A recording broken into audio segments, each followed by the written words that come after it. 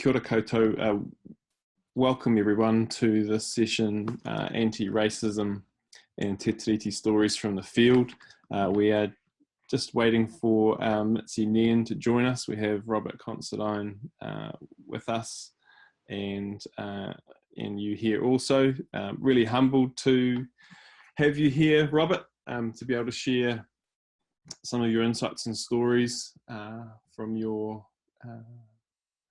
4 generations of work, and also from Mitzi. If Mitzi's unable to join us, I'll certainly be sharing resources that I have connected with her essays on Pākehā of the future, and some of the recordings that we have of her speaking about the role of Pākehā, about Te Tiriti, colonisation. So I'll just introduce Robert to start. Here's Mitzi. So Robert was raised in an Irish Catholic community. He's going to tell us some more of his background and story and the things that have inspired him, where he started. I met Robert a number of years ago, and as a young Pākehā, seeing the work that Robert was doing, role modelling, that's hugely important.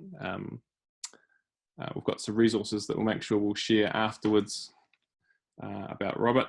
And I suppose over the last 40 years, Robert's delivered over 200 two-day treaty workshops with organisations and over 50,000 people, both here in New Zealand. He's also taken the model to Canada and Australia. Some mix up on the title there, Robert. Sorry about that. So Robert, we're going to start with you, and thank you for joining us. Thank you for being here. I want to start off with, what started you off in this work? Tēnā koutou katoa. It's great to be here actually, and I want to start by honouring all the treaty people in the country who've been such an inspiration to me. I suppose my backstory is just about as important to me as the treaty work itself, which I really only got to halfway through my life. But before that, I'd been through Europe, and I'd been exposed to a lot of the politics in the 1960s of what was going on, starting with the Vatican and going through Europe to a number of cities where I went to highly political meetings in London, Dublin, Glasgow, and then back through the United States, where I stayed with people involved in the civil rights movement and in the anti-Vietnam movement. So I began to get exposed to political struggles in many places. And later in the 60s, I got sent back to Europe to a meeting where all the liberation movements were present. So I met people from the PLO and the IRA and the ANC, and heard their stories, individual stories, and became very aware of their struggles. Back here in New Zealand, I'd become aware a little bit about Maori struggles because we had the No Maoris No Tour campaign in 1960. The emergence of Ngā Tamatoa in the late 1960s, they were very public in their activities. The Maori Language Petition of 1972, the Land March in 1975, the occupation of Bastion Point in 1978, the Raglan Golf Course in 1982. and so I became, each of those things had an impact on me, although my focus was in international aid at the time, working for Corso. And in that process, I went through Southeast Asia on aid missions. I went to 2 wars, or to the edge of 2 wars. I went to another 3 or 4 countries on aid missions that took me into the deep part, I think, of the third world. Back here, I was working for the anti-apartheid movement as well, and in that and training people in civil disobedience. So in that process, I ended up on a planned trip into jail for 2 weeks.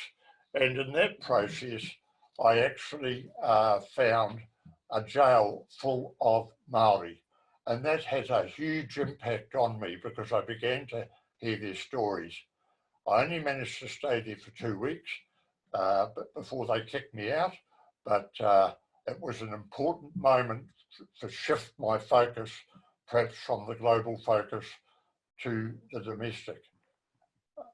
After I came out of jail, I was invited to be part of the Runaka in Christchurch, and there I was invited by Ngāi Tahu people to begin working amongst Pākehā on the treaty.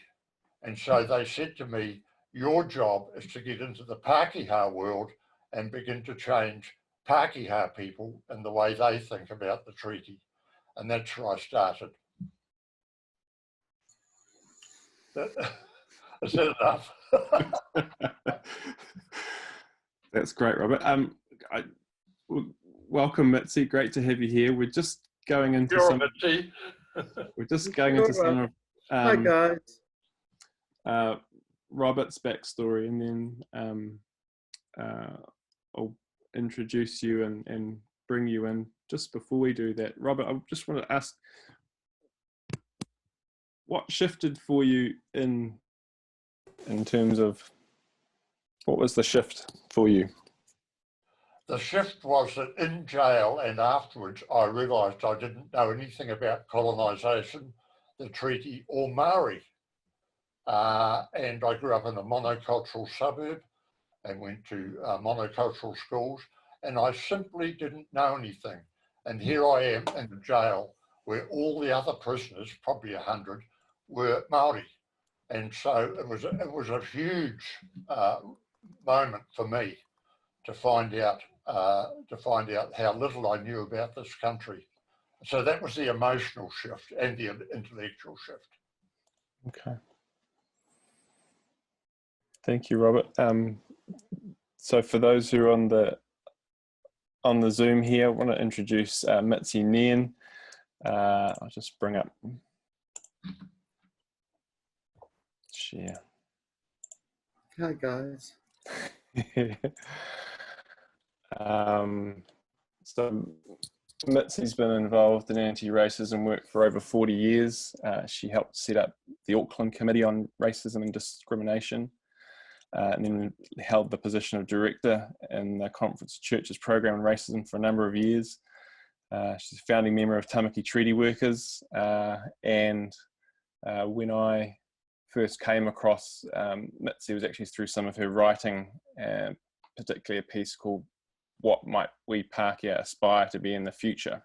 and the notion of the possibility of who Pākehā could be. And so we'll touch on a little bit of that in this webinar too.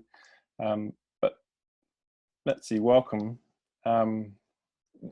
What started you in this work? Well, I guess when I left, the year I left my last year at school, something was published called the Hun Report. Jack Hun was the head of the Māori Affairs Department, and the Minister of Māori Affairs, who was a guy called Ralph Hannon, asked for a report on Māori involvement in everything, which was what we now, I suppose, call social indicators. Prison statistics, education statistics, you know, the dum-da-dum-da-dum. And my first year at university, that report was a very big topic of interest and conversation. And it was a very confusing thing because all the Māori people I'd ever sort of come across seem just the same as Pākehā people in terms of range of abilities, energy, hardworkingness, and so on. So it was quite odd that the explanation that people kind of gave was, well, Māori people will have to try harder, and Pākehā people of goodwill will have to help them more. And after 2 or 3 years of trying harder and helping more, what happened then was no change in the statistics whatsoever. A few years later, towards the end of the 60s, go back a little bit. I remember that Hana Te Hebera saying at some conference, I keep hearing about the Maori problem, but as a Maori, I don't experience myself as a problem. I experience, I guess, a Pākehā problem. And I thought, wow, yes, it's the other way around. It's the other way around. And that was a sort of kick-off point for me. Another was getting the analysis of racism and the word of racism, that there are structural reasons that stack things against Māori in what I would now recognize as the consequences of colonization. That all the things that happened in language, in education, in all the cultural ways of treating people and behaving was suddenly changed by the colonial process. So it was a complete wake up to have a vocabulary that more accurately described what was going on, what had been going on all my life and before that. So that's part of what kicked it all off for me. And Mitzi, so this is a storytelling session, and we're going to have a chance for some questions and answers later. I just wanted to ask you, who are some of the people that have inspired you? Oh, well, a very inspiring person for me would be the late Joan Cooke. I remember working with her quite early on, doing some Treaty of Waitangi education. And Joan had a good way of putting things, you know, and there was this big argle-bargle going on, and this was up north, and somebody was, one or two people were sure Samuel Marsden was at the signing of the Treaty of Waitangi. And this went on and on and on. And in the end, Joan said, well, you may be right. Samuel Marsden may have been at the signing of the Treaty of Waitangi, but he was certainly dead. And just those sorts of events, people who put things in a pithy way really help you to remember and open your eyes to learning more in a better way than people who just rave at you. Another other inspiring people, or people who were leaders in the senior Maori world, my contemporaries in the Maori world, but also lots of Pākehā people. Robert Considine himself has, been around for a while, same time as me. Bob Scott. I could go on listing names, but they're not going to mean much to people. It's too much history. How about you, Robert? Who are some of the people who have inspired you? Well, my colleague Edie Ramsden inspired me.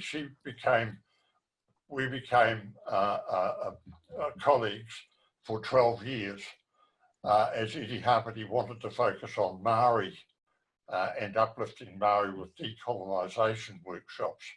And she wanted me to focus on non-Māori and Pākehā in particular. And I've also always been inspired by Mitzi, even though we haven't been together much, because I knew about Mitzi and the program on racism for a long time, perhaps right through the 70s. And so, like Mitzi, there are lots of other people who've inspired me. Moana Jackson has educated me a lot. again, we haven't seen a lot of each other, but his papers and his talks and his kindness towards me, and I think the way people tolerated people like me who were just getting started, made a lot of mistakes, needed advice often. I think there are a lot of people who would not be well known. I was invited to be part of the Kaitahu Runaka from the early 1980s, and that's the Runaka for the city. And so there's a lot of people there, the aunties and the kaumātua, and a whole network of people that I was able to get to know and relate to and was loved by. And the other person who inspired me, just one more, would be the person who told me to get started. And that was Elsie Locke. Many people will know who Elsie Locke was. And I used to swim with Elsie Locke in Christchurch on a regular basis, and she was very elderly. And we used to talk about the treaty in the early 1980s. And I said, I don't know what to do. It's very confusing. Some people say I should be doing it. Some people say I shouldn't. Some people say only women should do it. Some people should say that only Maori should do it. And I said, I've been told to do it by many Ngāi Tahu colleagues. And she said to me, Robert, do you know what you want to do? Do you know what you can do? And I said, yes, I do. And she said, well, get out of that debate and get started.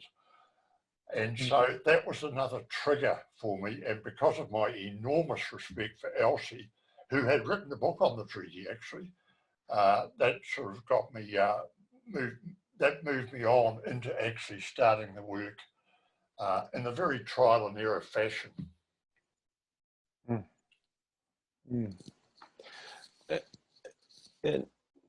I suppose for me, both you, Robert, and Mitzi are both people who have, well, chosen's one point, but had a particular focus on Pākehā, and why is that?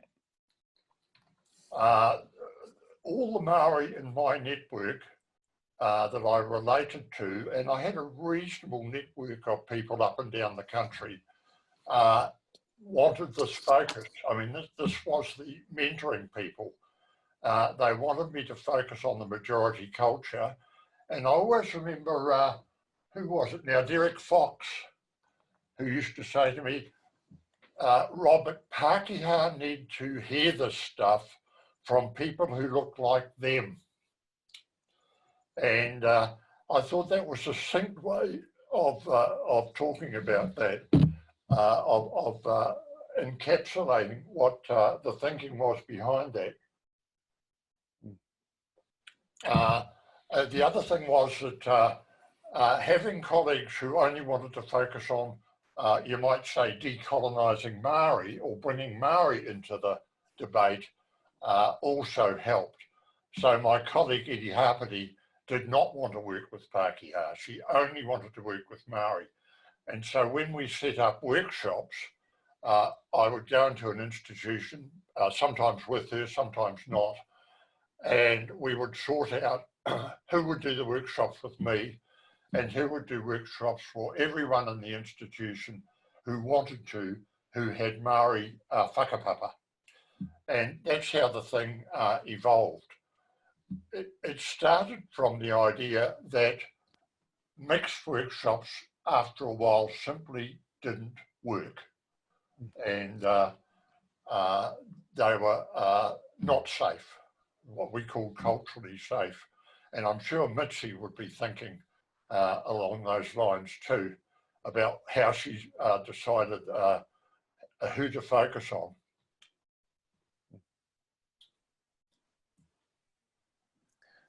I've just seen one of the comments. I've just realised who Robert is. Wow, early days in uni. Robert, I don't know if you've got your book there. My one's locked in my office. Just hold it up to the camera. Well, I've got a link to it at the end, but Right. Oh, fantastic. Healing Our History. So the link to Robert's website will be at the end with a link to that book. Over 25,000 sold, and still available at the discount price of $20. Wow. Thanks for that. That's all right. There's a particular chapter in there, chapter 10, on white privilege that you also have available as a link on your website, and that's something I've found incredibly useful for sharing in a New Zealand context, those who are wanting to explore that more.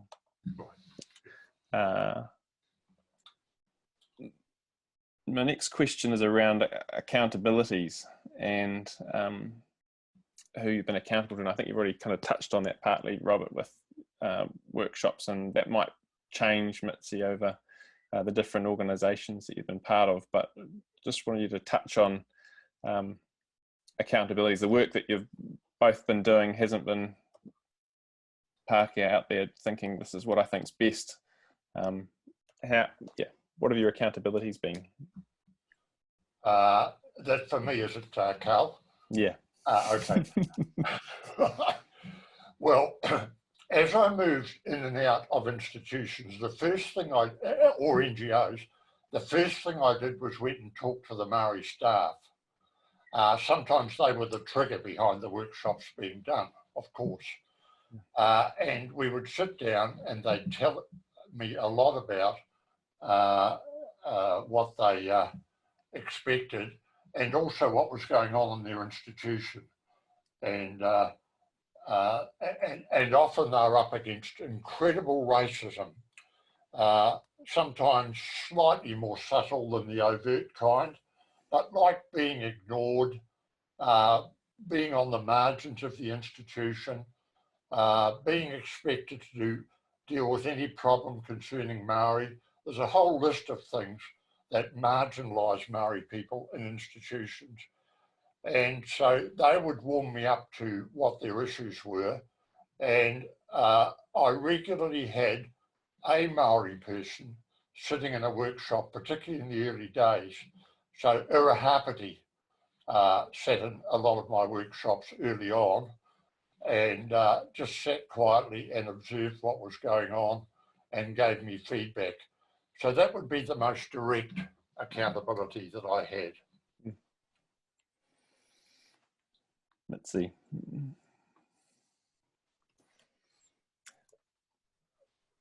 Are you able to speak to some of the accountabilities in different organisations that you've had over time, and impetus for the work and supervision or support? Yes. Yes, I'd like to say some things about that. I've been very lucky in my life that I've always had people around me, both to challenge me and support me and help me work stuff out. And that is a great advantage. I think for Pākehā people, we need to have support to understand what's gone on and how to live with the changes we need to make. And that's, the accountability has to be both to Māori and also to other Pākehā. It does need to be in, we need to be in groups holding each other to account. And I don't think that, well, I do want to say that a lot of what Robert's just been saying rings very true for me too. So I don't want to go over it all again, but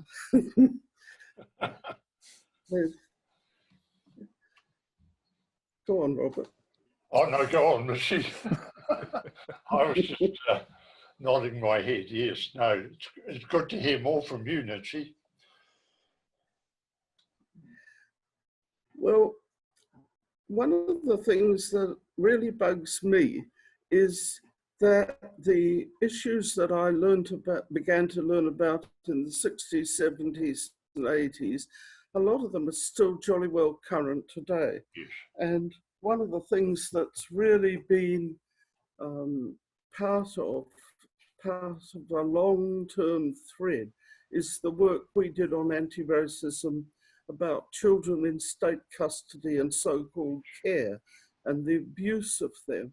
And we started that in Accord, and various groups have worked on it since. And we've just had a big royal commission into the very same issues of, and when you look at the proportion of Māori children who have been through arrest, courts, care, so-called care homes, state homes, and so forth, there are disproportionately larger numbers of Māori than Pākehā children in those circumstances, and they have been absolute networks of terrible abuse. Maybe I can show you this book, which is a current one about that, sort of an update of the work that's gone on for, well, 50, 60, 70 years. And those children, particularly young Māori males, have been through, in many of those homes, the sorts of things that it's illegal to do to adult prisoners of war, things that are almost guaranteed to trigger schizophrenia, that trigger post-traumatic stress disorder. So the extraordinary resilience with which Māori men have survived, in many cases, the most appalling treatments, and come through to be able, in many cases, to give creative leadership in later life. It's been a horrific history of racial abuse, of sexual abuse in many cases, certainly of social abuse. And I think if there was one thread that has run right through, that would be a strong one that really strikes me as something that everybody, both Māori and Pākehā, should begin to take on board and take seriously. And I bet there are government officials right now working on the denial of another round of state denial of what has come out in another commission of inquiry. So that's a book that Oliver Sutherland has put together, Justice and Race, Campaigns Against Racism and Abuse in Aotearoa, New Zealand. Oh. So if that's one very strong thread that I'd like to recommend that people get in touch with, particularly Pākehā people, and come to terms with doing something about it instead of saying, well, children that are in trouble must be bad children. Children that are in trouble often because they are in the places that get policed. They're in trouble because they don't get the support that they need when they come to court or when they are handed over to social welfare. Māori children, even in infancy, are taken away from their homes and their families and their parents. And if there is inadequacy in the parenting, the solution is support for the parents and the whānau. It's not take the children away and put them somewhere else. Because what is wrong with Māori children is not that they are too Māori, it's that Pākehā are too Pākehā.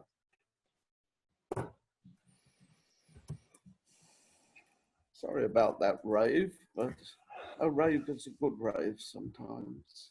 There's a few tautoko āmine in the comments coming through, so very important, and also include a link to that book and references to some of the other webinars that have been going on as part of the series. related and connected to that, Mitzi and Robert, how do you see things have changed?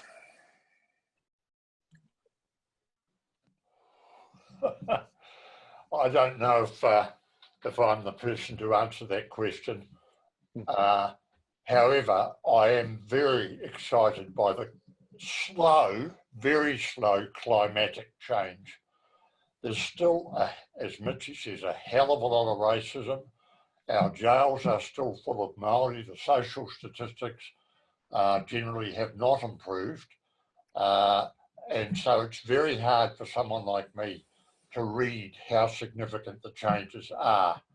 But certainly more people are talking about the treaty.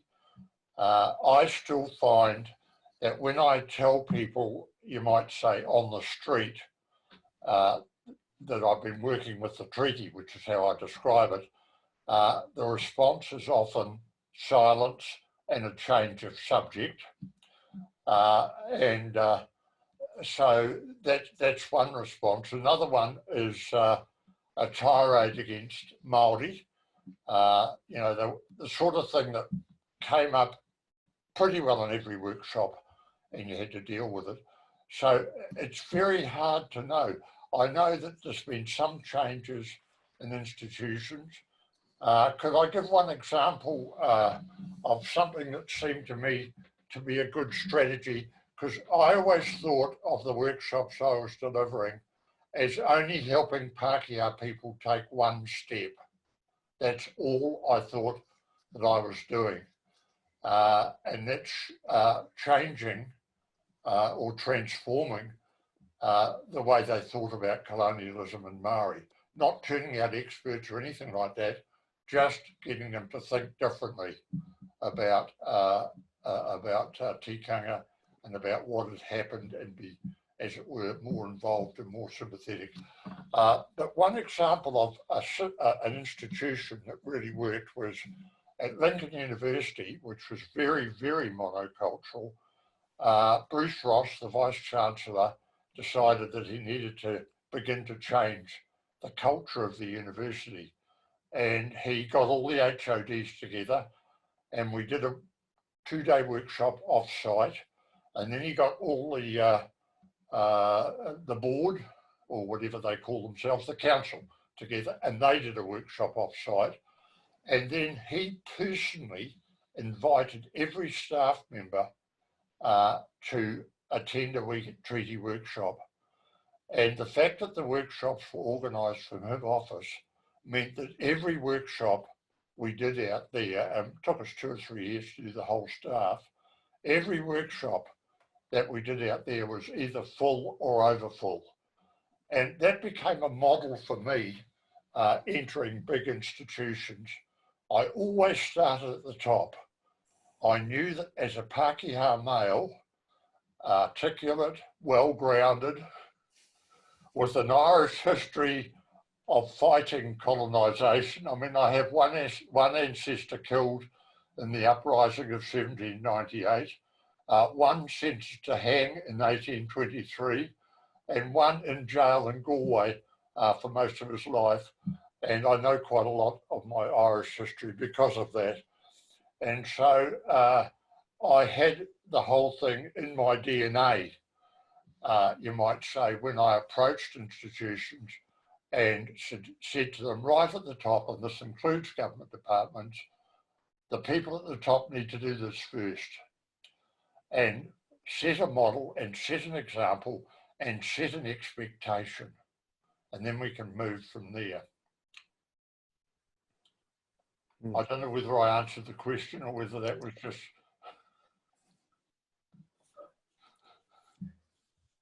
Really great example of leadership in terms of institutions and across the range of institutions that exist, health, education, justice, the environment. Those are all great places where leadership is needed. Yes. Yeah. Mitzi, how do you see things have changed?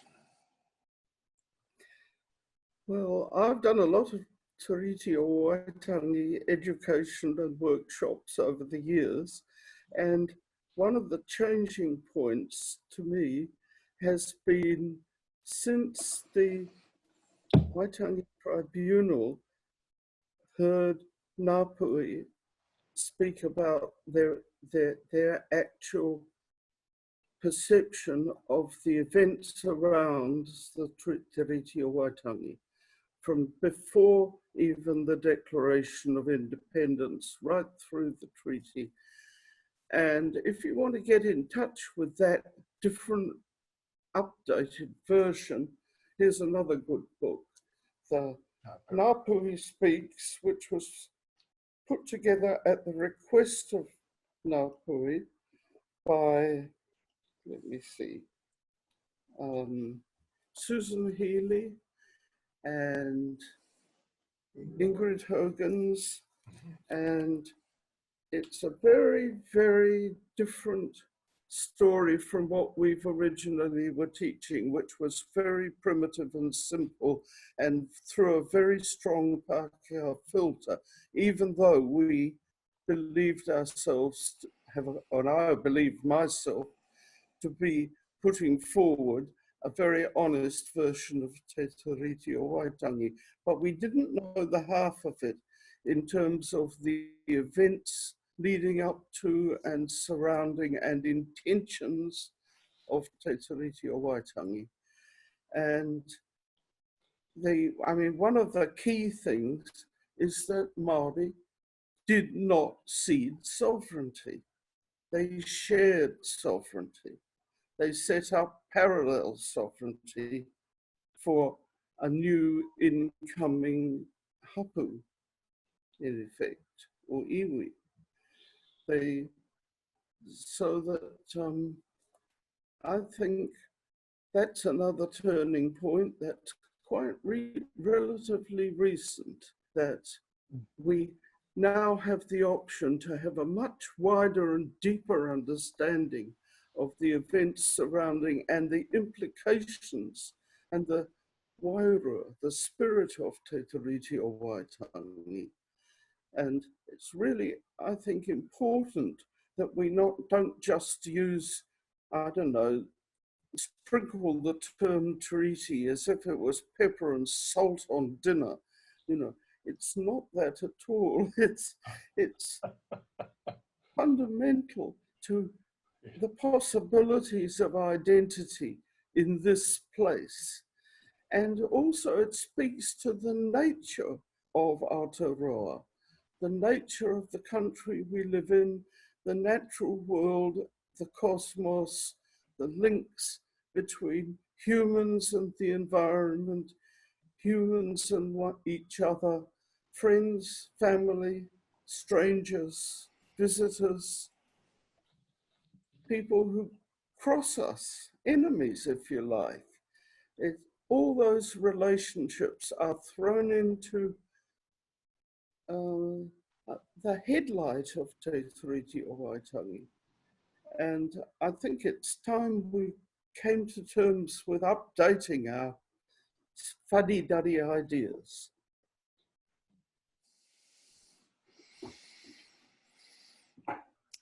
Thank you, Mitzi and Robert. Here in Wellington, the He Tohu exhibition opened last year before, that I suppose raises the prominence of He Wakaputanga, the Declaration, and Te Tiriti.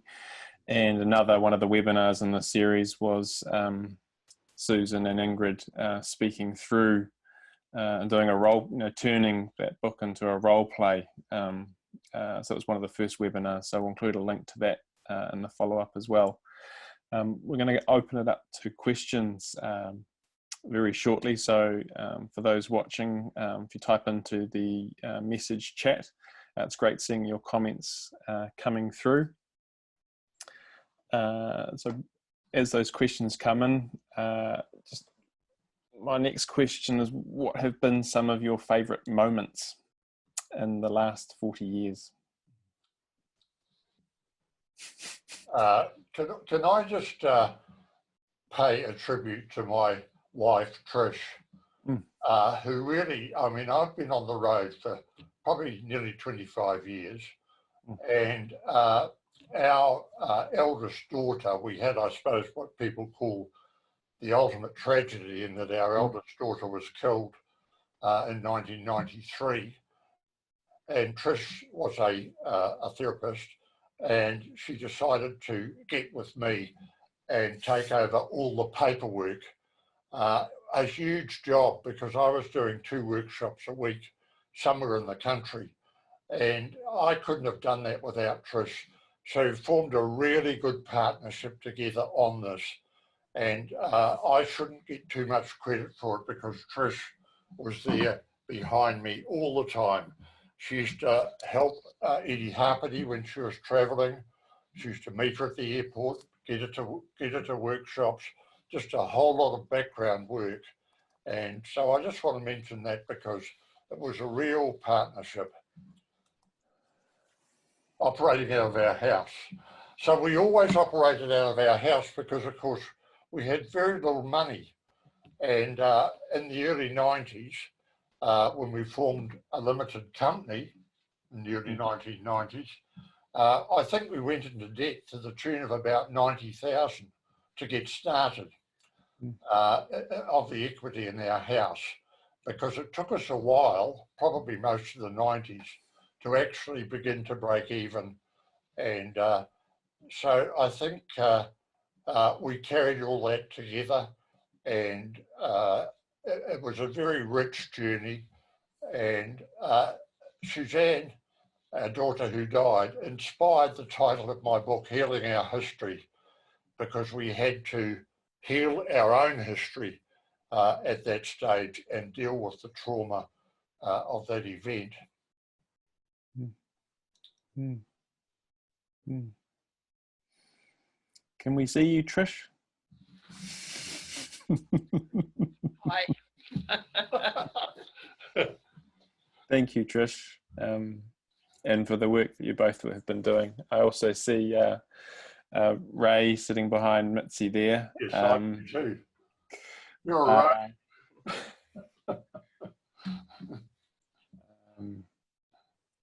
Yeah, I think it's a lesson in teaching for me, and the extent or the length of time that you both have been doing this, and what that takes. I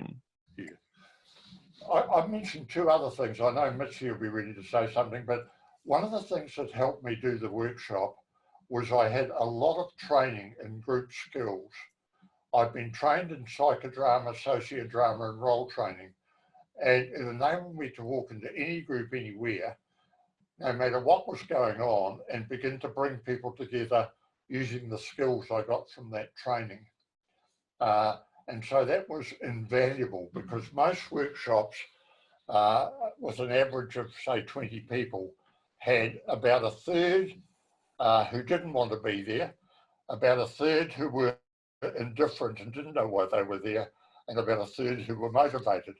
And so you had to find a way of bringing a diverse group together every time you encountered a group of 20, perhaps to 25.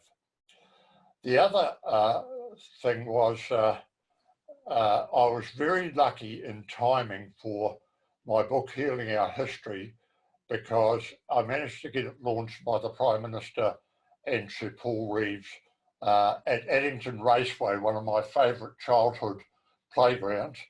And over 700 people came, and it gave the whole work, all the work, a huge boost down here. And so that was another memorable moment for me. Beyond that, I have memorable moments, which I won't go into, about the workshops that didn't work, about the workshops that were sabotaged, about the workshops that were where people walked out, about the workshops where people wouldn't come, wouldn't sit in a group, turned their backs on the group. There's a whole litany of things that happened in the early days at workshops, and I think it takes a lot of skill to begin a process of transforming groups, because often institutions made people, once they'd done them at the top, made their staff come And I had mixed feelings about that because, as I say, a lot of people, Pākehā people, Sir Paul Reeves once said to me, Robert, your biggest problem is that Pākehā people don't think the treaty's got anything to do with them. And I always remember that because he said, you're going to have to get creative about all that. Mm. Mm. I'd like to share a wonderful moment from a workshop that we were doing once. And I must say that all the things Robert's been saying about workshops ring very true with me too. But in this particular workshop, we'd been doing a historical session, you know, we'd made a timeline and written up different dates and events and so on. And then we did a round of where everyone made a response to what was going on. And then a very insightful young woman got up and said, from a counselling background, this event has been, what's been going on now is exactly what happens in a family when abuse is revealed for the first time. There's anger, there's pain, there's grief, there's denial, there's rage, there's tears, there's excitement. It's just a revelation of abuse, a history of abuse. And that was one of the most inspiring and learning moments for me of doing treaty work. Mm. Sorry to drop a bomb on you. That is a good story, Mitzi. Thank you. Thank you.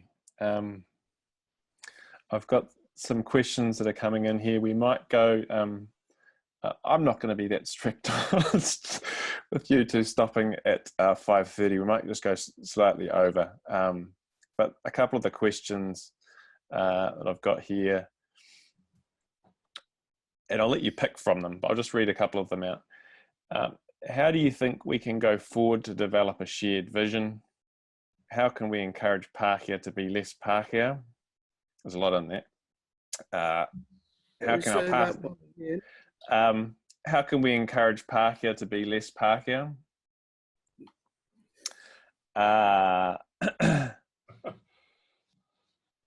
Yeah, how can our partners assist us in this process? There was one more here that, yeah, how do we ensure that we grow leaders that will put their neck out to do what's right for tangata whenua? I feel they're too scared to go against the status quo. What are your thoughts?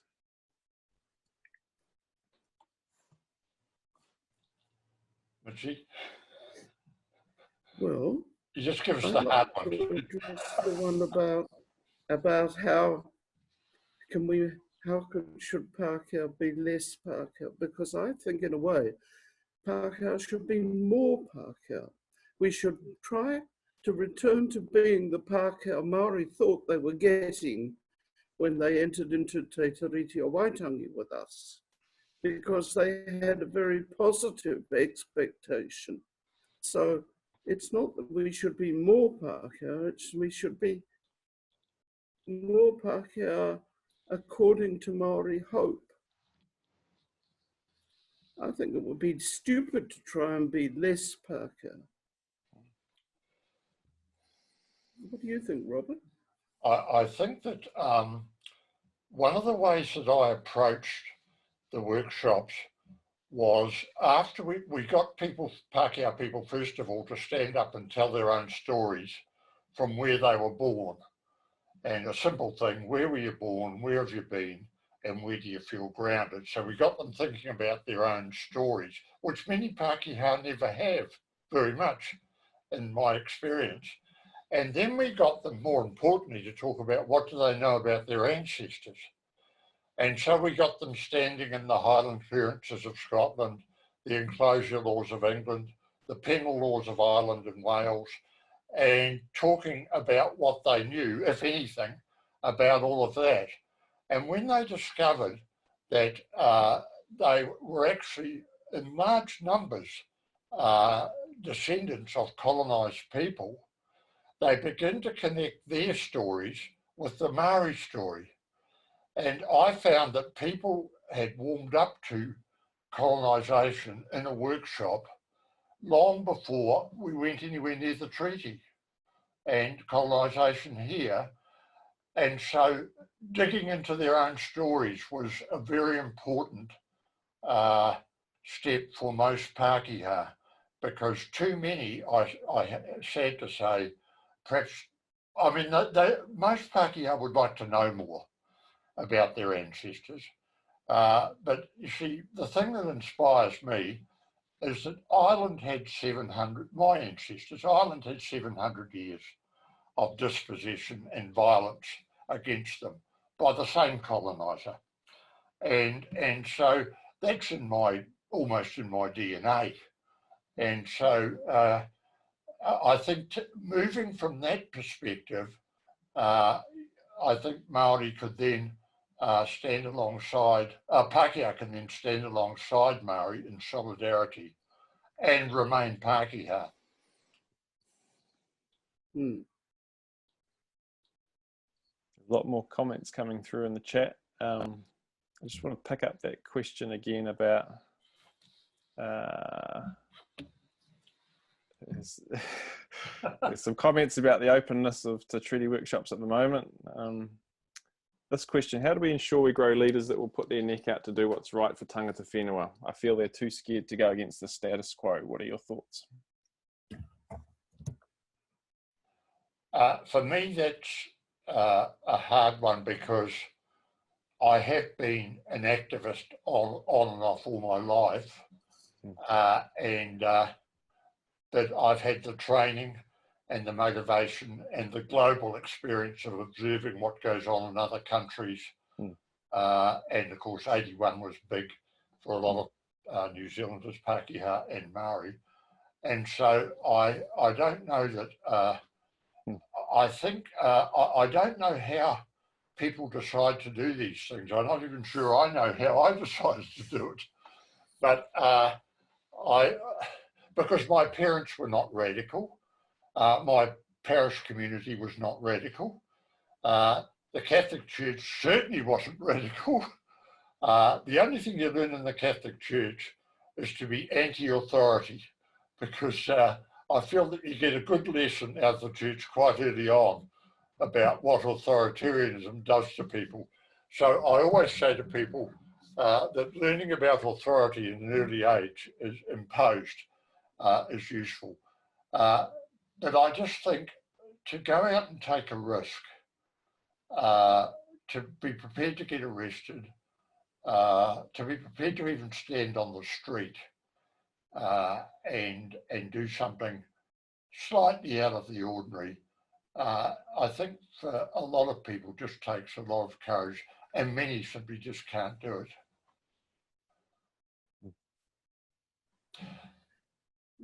I think in terms of influencing leadership, we need to make our own opinions and where we stand on things Māori much more explicit and clear than we probably bother to do. We can email our MPs and encourage them when they do something positive. We can, when something's in the wind, we can send some indication that we would like it to go in a certain direction. Well, we don't need to be completely reactive. We couldn't be a bit proactive about the things we think ought to be happening. And particularly, I think as actual world, for water, for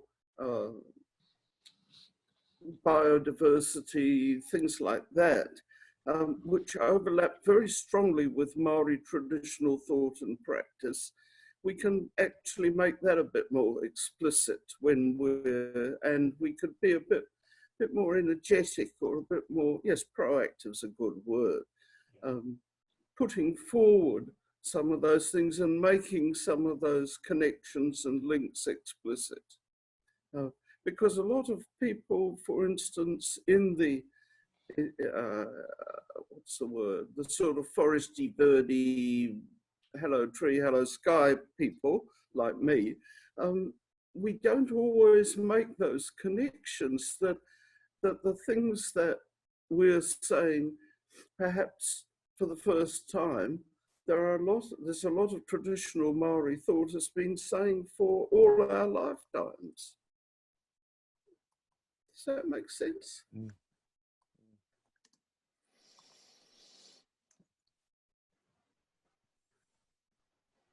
I saw another question there, Cal, but I couldn't read it. There's a few questions that are coming in that are to do with bicultural, multicultural. What I'm just doing, there's a Q&A booklet, treaty questions and answers booklet, which was produced and reviewed. The most recent review was 2018, and it's got a number of questions in there that not just Pākehā, but Pākehā ask, and it's got some. I'm just including that in our tail end slides to address some of the questions that are coming through. We're going to be wrapping up shortly. What are some of the things that you'd like to leave people with?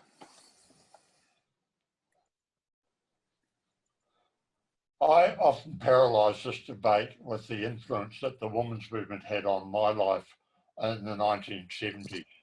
And I took a lot of notice. I had 3 daughters with Trish, and I took a lot of notice of some of the things that were being said and thought I better, take it seriously. And one of the things about workshops, I'll just give you one example, was that the workshops needed to be better in an institution than any other workshop they did.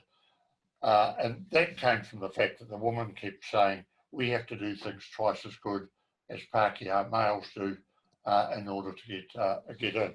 So I think that was an important, but that change was going on at the same time as Maori voices were emerging. And it was these change periods are often very confusing. And I was thinking that some change to be entrenched takes time. And the activists are vital. The workshops and the education comes in behind. But the people who are out there taking risks and putting stuff out in the media and blocking roads and doing all that other stuff, they're the people who start the ball rolling. And I can all remember a lot of them, and I'm sure we all can. And so, but getting the change entrenched takes time. And I thought that with the settlements, which we know are tiny, but I thought with the settlements, Māori perhaps need to be economically viable before they can get stuck into the next and most important issue, which is the constitutional one.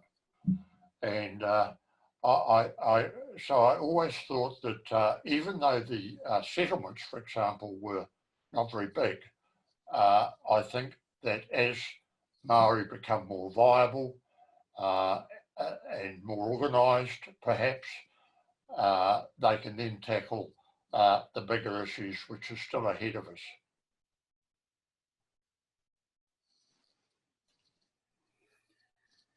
I think Pākehā people need to take their courage in both hands and make connections and feel more encouraged, more positive about the way things are going and can go. I mean, I know we're all stuck at home right now being 70 and not allowed to breathe and have germs and stuff, but you know, give it a month, and then we can be out there making connections and having a much more positive outlook on life. So that's my belief, that we're quite near to some breakthroughs or breaks through, whichever it is, on this. Yeah, I'm very, very excited about the changes that are going on, and I recognise that some of these things do take time, but I feel very, very good about some of the breakthroughs in different parts of the country on different issues. Kia ora. Thank you both. There's still lots more comments coming in. What I'll just do, I'll just put up on the screen in terms of some of the places you can go to hear more, more Tamaki treaty workers that Mitzi's part of, to hear some more of Mitzi's clangers. There's it's from 10 years ago, and it was something that a podcast that I downloaded of her talking on different aspects, and they're an hour each, and I think there's 6 of them. If you go onto that AWEA website, there's something called the State of the Pākehā Nation Speeches and Essays, which both Robert and Mitzi feature in, and that is a collection of speeches that were given at Waitangi and essays that were written following the time where there was a place at Waitangi to speak. But that's also a resource where people can go and find out what Pākehā have been speaking around the treaty, and in there is included sort of Pākehā of the future, which I suppose what Mitzi mentioned around role modelling myself off who Māori thought they might be getting. There's Robert's website up there, Healing Our History book. There is the link to the chapter on white privilege. Robert's no longer running workshops, but there's a link to 3 very competent, capable treaty workshop facilitators on his website too. And I've just put at the bottom there's a Q&A booklet that's often used at treaty workshops, and a useful resource for kind of answering, I suppose, those questions. I'm going to pass it back to each of you just to say a final word. I want to acknowledge you both, acknowledge both Trish, who's off screen there, and Ray in the background. It's heartening for me to have people to learn from and to be inspired by in the work that I do, and I know for many others too. So I'll let you each finish us off. Well, thank you, Carl. It's been great. And sorry, Mitzi, it's really good to see you, Mitzi. I haven't seen you since Waitangi about 10 years ago, I think. I've got a photo of you, which I took there. So it's just good to see you. And yes, we are in lockup. I'll go back to lying on my couch in a minute and doing a bit of reading. I've reached the stage of not having a hard life anymore, so just living here with Trish has been great. But I do want to thank everyone who has supported this work. The Treaty Network in New Zealand, which is not terribly well known, I find, is really fantastic. And that list of people who are involved in this project are a really inspiring group of people. I think I counted 70. So thank you to all of you. Long may you continue to do the work you're doing. So kia ora, God bless.